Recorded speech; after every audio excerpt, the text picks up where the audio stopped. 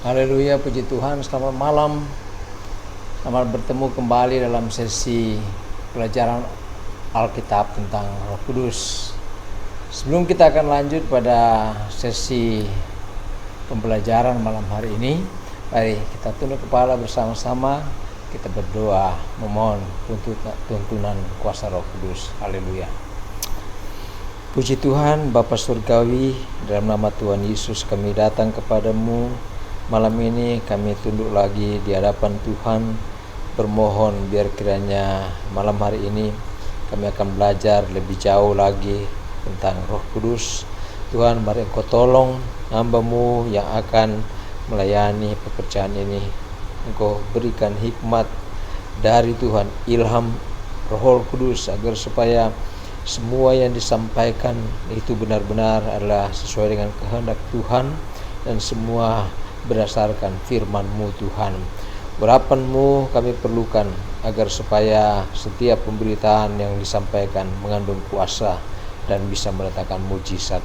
Bapa, Engkau tolong semua yang akan mengikuti pelajaran Alkitab ini, biar semuanya menyiapkan hati, menyiapkan pikiran untuk bersama-sama menerima, memahami apa yang menjadi kehendak Tuhan. Terima kasih banyak Tuhan. Ucapan syukur kepadamu. Kami akan mulaikan sesi pembelajaran tentang Roh Kudus malam hari ini hanya dalam nama Tuhan Yesus Kristus. Haleluya, puji Tuhan, amin. Haleluya, puji Tuhan. Kembali lagi kita akan masuk pada pelajaran lebih jauh lagi tentang Roh Kudus. Puji Tuhan. Berapa malam yang telah lewat kita sudah mendengar banyak dan membahas banyak tentang Roh Kudus, ya. Kita sudah mengetahui bahwa Roh Kudus itu adalah satu pribadi, satu oknum. Dia adalah oknum Allah, ya.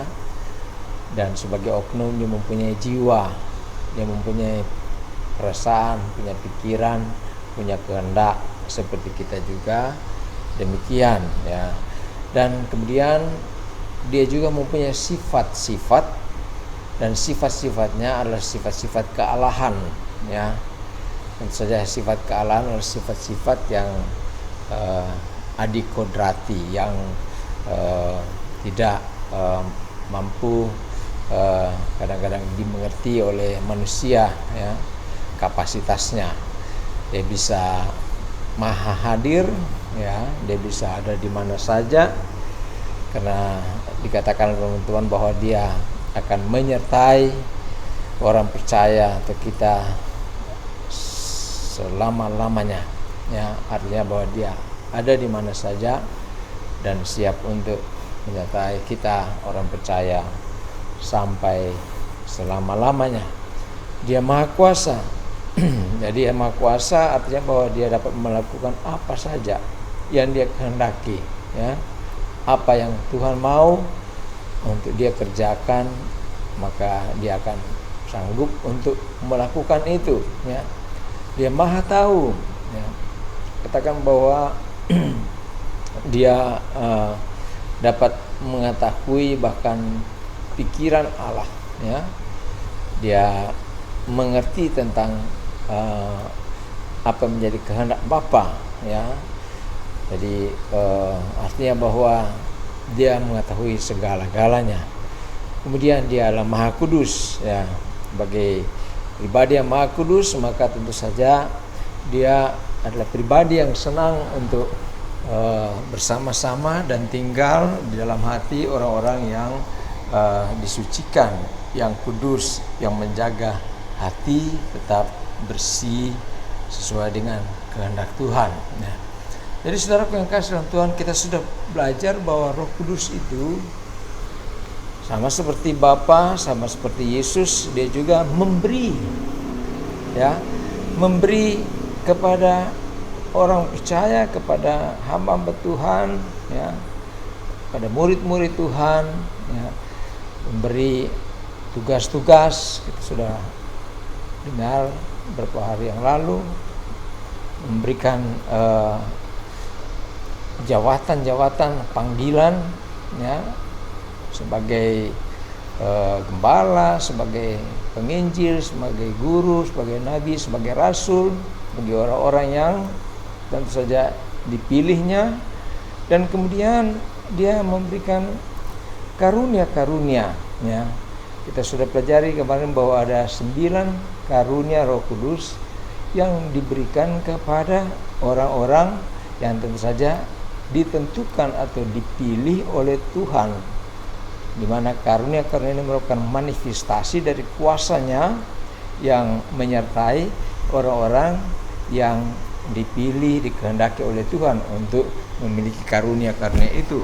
Sehingga lewat melihat, merasakan karunia-karunia Roh Kudus, maka orang percaya bahwa memang apa yang menjadi sifatnya, sifat kealahannya betul-betul menyertai orang-orang yang percaya, yang dipenuhi oleh Roh Kudus. Jadi sifat suka memberi ini memang adalah sifat Allah, ya. Bapa memberi anaknya Yesus, kemudian Yesus memberi Roh Kudus, ya.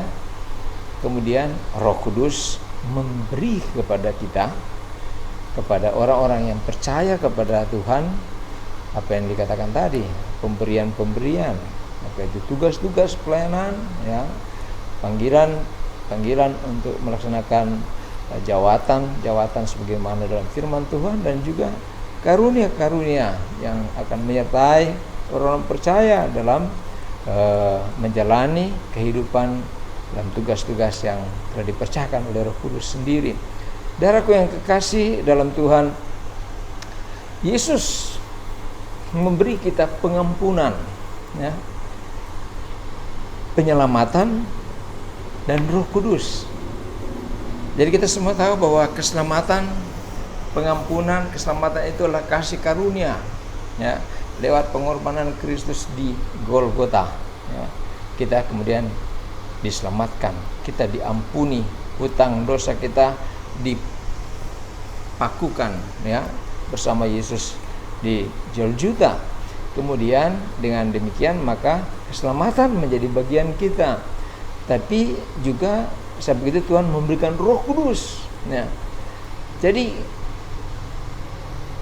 pengampunan dan penyelamatan itu akan menjadi terancam kalau Roh Kudus tidak menyertai orang yang percaya kepada Tuhan, ya. Saya katakan bahwa pengampunan dan penyelamatan itu akan tidak aman, akan terancam kalau orang-orang yang telah diampuni dan diselamatkan itu tidak disertai oleh Roh Kudus. Makanya Tuhan Yesus bilang bahwa Dia kirim penolong kepada kita, ya. Penolong, penghibur. Karena kalau tidak ada penolong ini, maka kita akan susah untuk hidup bertahan sebagai anak-anak Tuhan, ya, untuk tetap bisa terus melaksanakan kehendak Tuhan dalam kehidupan kita, ya. Karena tubuh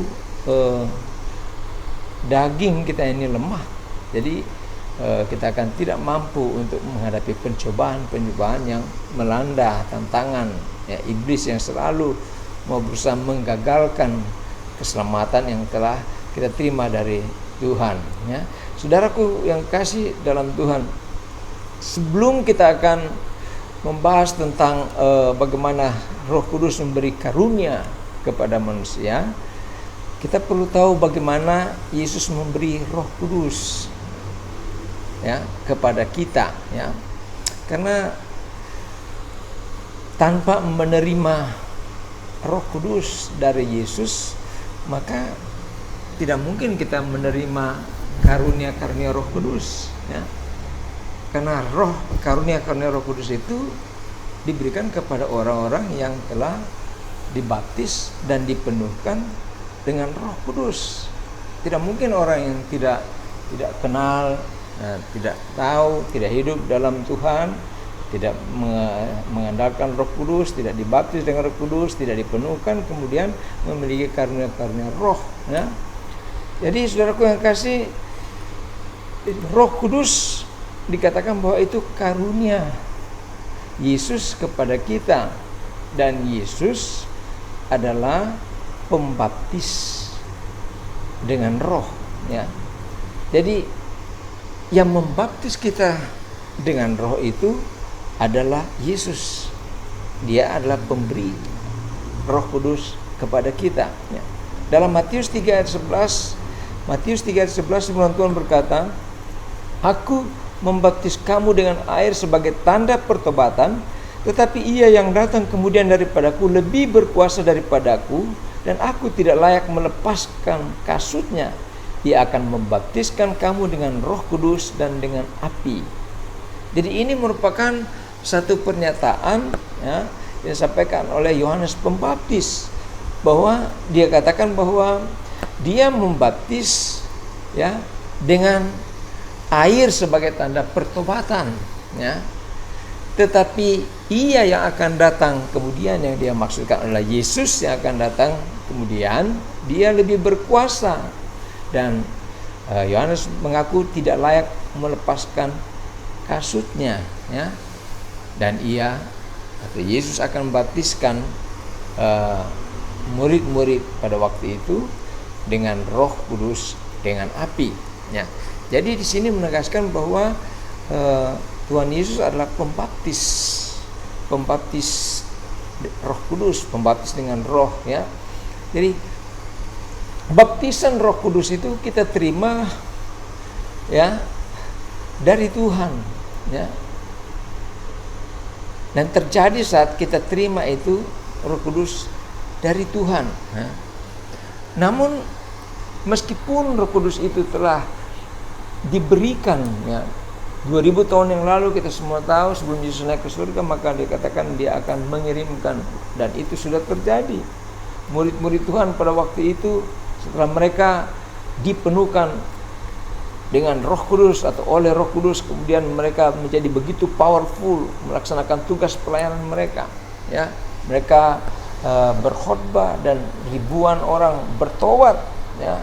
Orang sakit sembuh, sehingga mujizat-mujizat Tuhan luar biasa ini menyertai mereka. Tandanya bahwa karunia-karunia Tuhan menyertai mereka, dan mereka telah dipenuhkan oleh Roh Kudus. Nah, artinya baru Kudus dicurahkan, sudah dicurahkan pada 2000 tahun yang lalu. Tetapi saudara tahu bahwa kita harus berdoa untuk menerima Roh Kudus dari Yesus. Walaupun itu pemberian, itu sudah diberikan, tetapi kita harus berdoa untuk menerimanya. Saudara tahu bahwa murid-murid Tuhan, bagaimana mereka menerimanya?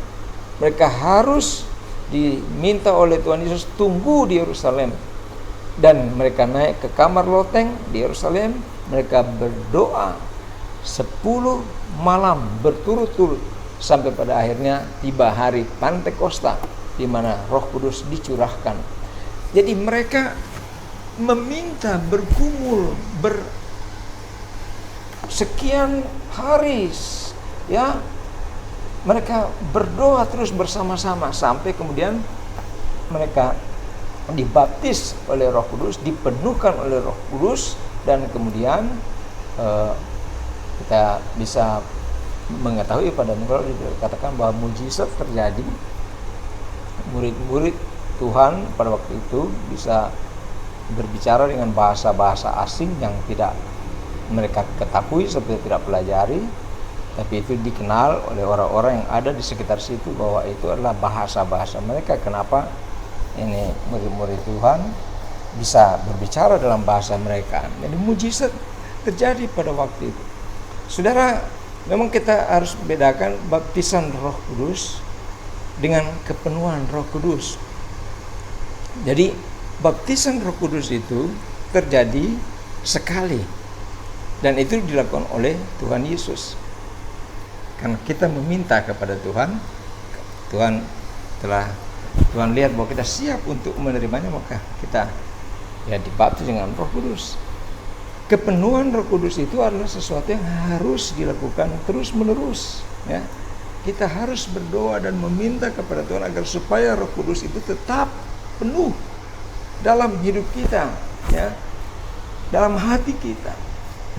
Karena dengan adanya banyak persoalan masalah yang kita hadapi dalam hidup ini, jadi banyak kali kita lalai, kita mendukakan, kita menyakiti hati Roh Kudus dan sebagainya. Kemudian kita perlu kembali untuk merefresh, meminta kepada Tuhan agar supaya Roh Kudus tertinggal dalam kita. Dalam Lukas 11 ayat 9 firman Tuhan berkata, oleh karena itu aku berkata kepadamu, mintalah maka akan diberikan kepadamu, carilah maka kamu akan mendapat, ketoklah maka pintu akan dibuka bagimu.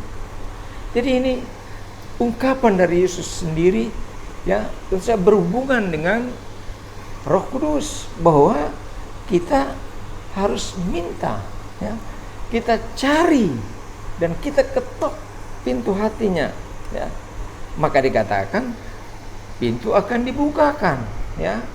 Kita akan mendapatkan dan akan diberikan kepada kita, ya. Saudara, dengan iman kemudian kita menerima Roh Kudus melalui doa kita, ya. Sebab itu penting kepada kita jemaat Tuhan, jangan lalai untuk sejak minggu hari pertama, ya, kami sudah mengajak supaya habis pelajaran Alkitab langsung berdoa meminta kepenuhan Roh Kudus. Karena jangan kita bangga, kita mungkin pernah dipenuhkan 20-30 tahun lalu, tapi sekarang situasinya sudah berbeda, ya. Mungkin sama sekali sudah tidak memiliki lagi, ya. Roh Kudus telah didukakan sehingga dia telah meninggalkan kita, ya. Kita tidak berdaya, kita tidak punya kekuatan untuk bertahan kalau tidak ada Roh Kudus, ya. Saudaraku yang kasih, jadi kita perlu menerima kuasa Roh Kudus ini agar supaya kita dikatakan mempunyai kuasa, seperti dalam Kisah 1 ayat 8 firman Tuhan berkata, tetapi kamu akan menerima kuasa kalau Roh Kudus turun ke atas kamu, dan kamu akan menjadi saksiku di Yerusalem dan di seluruh Yudea dan Samaria dan sampai ke ujung bumi. Jadi kuasa itu hanya akan kita miliki apabila Roh Kudus turun ke atas kita. Artinya kalau Yesus membaptis kita dengan Roh, kemudian kita meminta supaya kita dipenuhkan dengan Roh, maka kemudian disitulah baru kita mempunyai kuasa. Jadi kita tidak punya apa-apa kalau kita tidak dibaptis dan kita tidak dipenuhkan oleh Roh Kudus. Kita tidak mampu untuk melakukan apa, apalagi tugas untuk menjadi saksi dari Yerusalem sampai ke ujung bumi. Tapi kita melihat bagaimana murid-murid Tuhan pada waktu itu, setelah mereka dipenuhkan, maka mereka kemudian dengan kuasa yang luar biasa memberitakan firman Tuhan, membuat kesembuhan, ya. Luar biasa Roh Kudus bekerja. Jadi dengan kata no Holy Spirit, no power. Tidak ada Roh Kudus berarti tidak ada kuasa. Nah, kalau ada kuasa, saudara, itu cuma perasaan saja bahwa ada kuasa, tapi sebenarnya kuasa yang sebenarnya tidak ada dengan saudara. Tapi yang kita perlu adalah betul-betul pengalaman bahwa kuasa itu ada dengan kita. Bukan kita merasa kita ada kuasa, tapi memang kuasa itu ada di dalam kita karena kita dipenuhkan oleh Roh Kudus, ya. Saudaraku yang kasih, dengan iman kita memang sudah selamat. Tetapi kalau kita mau bertahan di dalam mengerjakan keselamatan itu, maka kita perlu kuasa, ya. Kerjakanlah keselamatanmu dengan takut dan gentar. Artinya bahwa untuk mengerjakan keselamatan, untuk bisa bertahan ini harus ada kemampuan, harus ada kekuatan. Bukan kemampuan kita, tapi bukan oleh kuat, bukan oleh gagah, tapi oleh Roh Allah, kemudian kita bisa bertahan. Jadi orang yang sudah bertobat, sudah lahir baru, percaya kepada Yesus, dibaptis dalam air, masih tetap perlu berdoa dan didoakan untuk menerima kuasa Roh Kudus. Jadi tidak otomatis saudara setelah dibaptis kemudian saudara sudah dipenuhkan oleh Roh Kudus, tidak seperti itu, ya. Jadi ada orang yang sudah percaya kepada Yesus, sudah menjadi bahkan murid Yesus dan sudah dibaptis dengan air, tetapi mereka belum menerima kuasa Roh Kudus. Kalau kita baca dalam Kisah 19 ayat 1 sampai yang ke-7, firman Tuhan berkata, Ketika Apolos masih di Korintus, Paulus sudah menjelajah daerah-daerah pedalaman dan tiba di Efesus. Di situ didapatinya beberapa orang murid. Katanya kepada mereka, "Sudahkah kamu menerima Roh Kudus ketika kamu menjadi percaya?" Akan tapi mereka menjawab, "Belum. Bahkan kami belum pernah mendengar bahwa ada Roh Kudus." Lalu kata Paulus kepada mereka, "Kalau begitu, dengan baptisan manakah kamu telah dibaptis?" Jawab mereka, "Dengan baptisan Yohanes." Kata Paulus, baptisan Yohanes adalah pembaptisan orang yang telah bertobat. Dan ia berkata kepada orang banyak bahwa mereka harus percaya kepada Dia yang datang kemudian daripadanya, yaitu Yesus. Ketika mereka mendengar hal itu, mereka memberi diri mereka dibaptis dalam nama Tuhan Yesus. Dan ketika Paulus menumpangkan tangan di atas mereka, turunlah Roh Kudus ke atas mereka, dan mulailah mereka berkata-kata dalam bahasa roh dan bernubuat. Jumlah mereka adalah kira-kira 12 orang. Jadi di sini dikatakan bahwa ada murid-murid, sudah dianggap murid-murid, mereka sudah dibaptis dengan air, tetapi ternyata mereka sendiri mereka mengaku mereka tidak kenal, belum pernah mendengar Roh Kudus. Sehingga kemudian Paulus pikir bahwa ini perlu dikasih tahu, dan kemudian mereka menerima dengan Paulus menumpangkan tangan, kemudian mereka dibaptis, ya. Roh Allah Tuhan Yesus membaptis mereka dengan baptisan Roh Kudus, ya.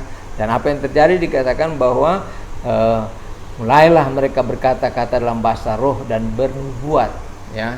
Itu merupakan manifestasi daripada kuasa Roh Kudus.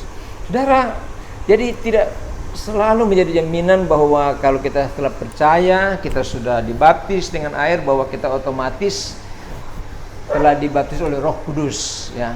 Jadi ini satu pandangan yang perlu kita koreksi lagi. Ada orang merasa waktu dia dibaptis dengan air otomatis dibaptis oleh Roh Kudus dan dipenuhkan Roh Kudus. Tidak seperti itu.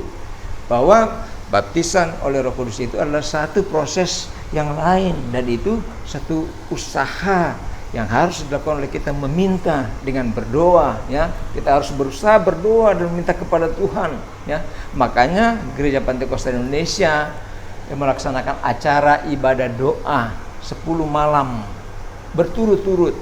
Ada yang melaksanakan juga pagi, ada yang melaksanakan malam. Ya, maksudnya apa?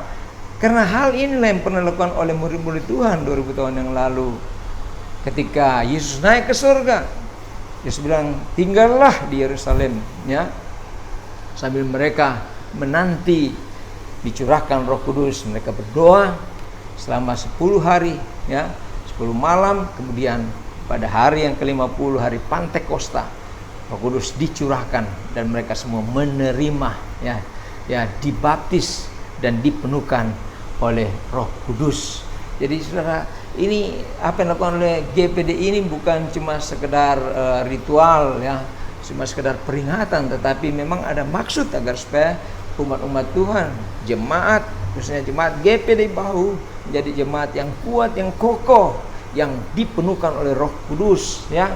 Saudaraku, memang situasi saat ini tidak mungkin kita berkumpul bersama-sama seperti apa yang dilakukan oleh murid-murid Tuhan, tetapi bukan berarti kita tidak bisa melakukan itu, ya, di rumah kita masing-masing. Kami keluarga gembala hamba Tuhan, kami melakukan itu, ya, seperti kami melakukan di gereja, ya. Semua berkumpul, semua berdoa setelah mendengar firman Tuhan, kemudian kita bermohon, meminta gembala juga ibu rohani meminta kepada Tuhan supaya terus dipenuhkan oleh Roh Kudus, karena kami sadar bahwa kami dipanggil, kami diberikan tugas untuk bekerja, untuk melayani, dan pekerjaan ini bukan pekerjaan biasa-biasa saja. Kita harus melawan kekuatan anasir, roh-roh jahat di udara yang berusaha untuk merampas umat Tuhan yang telah ada dalam Tuhan. Kami sendiri harus kuat, harus disertai Roh Kudus, sehingga sebab itu kami berusaha untuk terus meminta dari Tuhan. Dan biar jemaat, sekali lagi kami sebagai hamba Tuhan terus menghimbau supaya jangan pernah, ya, lalai dan berusaha. Kalau saudara mau tetap menikmati keselamatan, pengampunan yang Tuhan sudah berikan bagi kita sampai pada akhirnya kita menang, maka kita harus berusaha minta Roh Kudus untuk menolong kita membela kita, dikatakan dia ada parakletos untuk membela kita dalam kelemahan kita sehingga kita bisa kuat, bertahan dan menang. Puji Tuhan. Mari kita berdoa untuk berkat Tuhan yang telah kita terima malam hari ini. Haleluya. Bapa Surgawi, terima kasih kami sudah mendengarkan lagi firman-Mu, pelajaran tentang kuasa Roh Kudus. Kami bersyukur bahwa Engkau membukakan semua rahasia-rahasia kebenaran firman-Mu. Engkau tolong kami, tuntun kami terus, ajar kami makin mengerti, makin dalam pengertian kepada Roh Kudus, sehingga kami akan melihat bahwa kami dengan pengertian yang ada tahu bagaimana kami harus berhadapan dengan Tuhan dan berhadapan dengan kuasa Roh Kudus. Terima kasih Roh Kudus, sertai kami, kuatkan kami, ajar terus kami sampai kami paham sepenuhnya tentang segala kehendak-Mu. Terpujilah nama-Mu Tuhan. Ini menjadi doa dan syukur kami. Kami sudah mendengarkan dan belajar dari firman-Mu. Dalam nama Tuhan Yesus Kristus kami sudah berdoa. Haleluya, haleluya, amin. Puji Tuhan, saudara. Malam ini kita telah selesai dengan sesi malam ini dan kita akan bertemu lagi pada sesi berikutnya. Selamat malam. Tuhan berkati kita semua. Haleluya.